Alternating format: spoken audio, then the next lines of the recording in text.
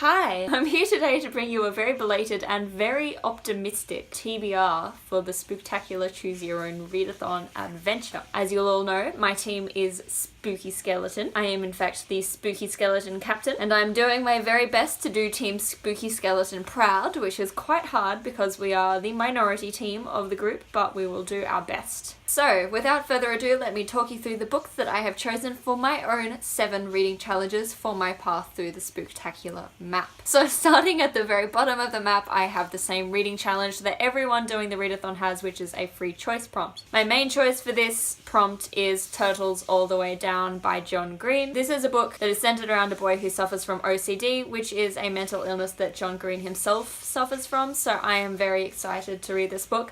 I'm also still kind of tossing up between whether I want to read that or whether I want to read Tales from a Tall Forest, which is a collection of children's fairy tale type stories written by Sean McAuliffe, who is an Australian comedian and actor and author, and who I kind of have a celebrity crush on. So I really want to read this too, and I'm gonna leave this prompt until last and see which one of these takes my fancy towards the end of the readathon. The next sign in the map had me choosing between reading a book set in the past and a book set in the future, and I have chosen to read a book set in the future. And the book that I have chosen for that prompt is American Gods by Neil Gaiman. I don't know anything about the actual plotline of the story for this, but I do know that it's set at a point in the future where all of the gods from all of sort of human religions throughout history still exist, and then there's some new gods that are things like social media and kind of like modern things that have taken over our lives have taken on the form of gods as well. The third sign on my path is to read a book with a dead narrator, and for that I have chosen The Lovely Bones by Alice Sebold. I don't know anything about this book except that it has been on my TBR because my mother recommended it to me, and it is on Goodread list as being a book with a dead narrator, so I'm taking this as an opportunity to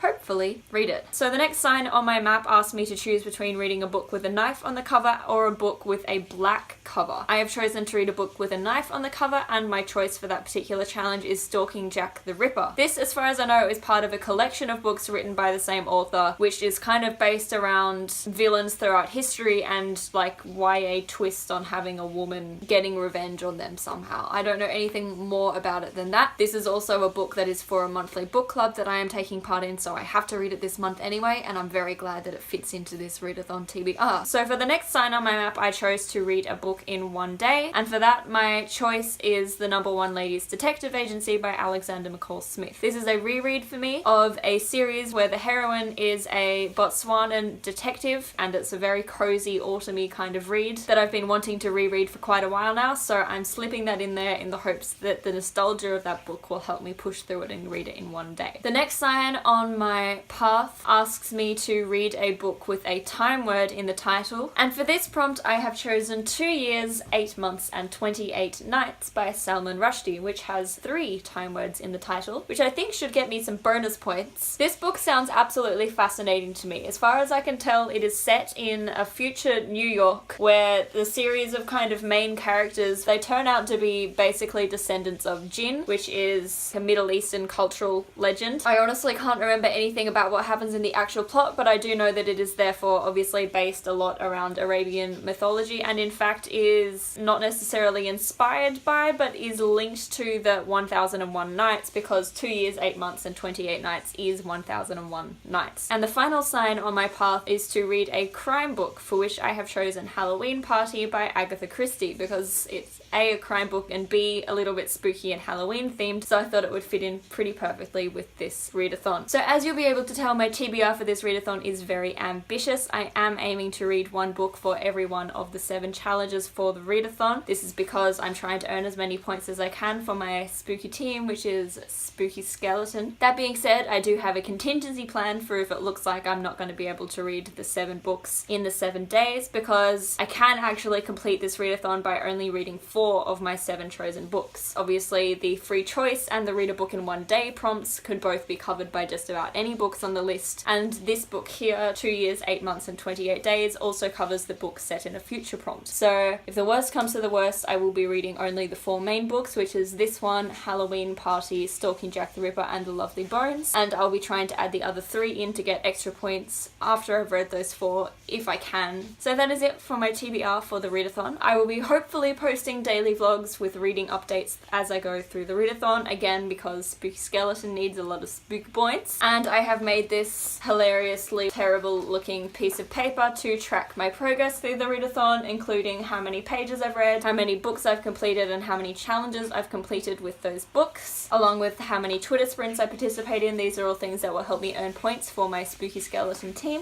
This is my TBR down here, and this is me tracking any posts, videos, and Instagram photos, etc. that I make throughout the week, which will also help me earn points towards my spooky team. So I'm going to sign off and continue reading now. I hope that you're as excited for Spooktacular Choose Your Own Adventure Readathon as I am. Let me know what your TBRs are down in the comments, although I have watched a lot of your videos already, of course. I will see you in the first Twitter sprint for the Spooktacular Readathon, and until then, as always, stay spooky!